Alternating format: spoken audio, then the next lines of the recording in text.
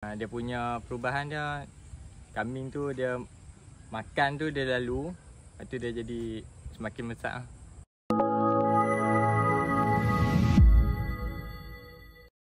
Nama saya Muhammad Faiz Azizi bin Ishak.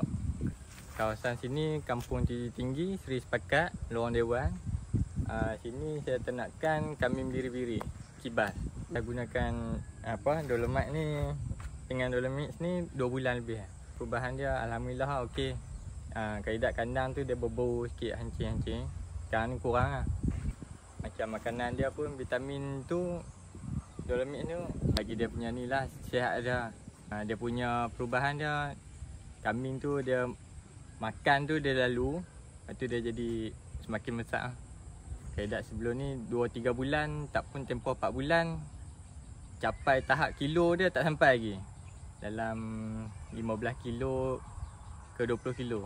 Sekarang ni dah, kalau guna dolomite ni, dia capai lah 25 kilo ke atas. Kira makan dia buat masa ni kuat lah makan. Sebelum ni kita bagi rumput pun dia tak habis. Sekarang ni kita duk tanam rumput napir tu, kita cincang pun dia habis tak dimakan. Itu lah kesan lah. Saya guna rumput napir tu, saya cincang halus bersama dengan dedak 108 tu. Lepas tu sekali dengan ni dolomite ni, go dah sekali. Penggunaan dia dolomite ni saya guna bersama dengan makanan, rumput, lepas tu dengan dedak saya go-kan sekali.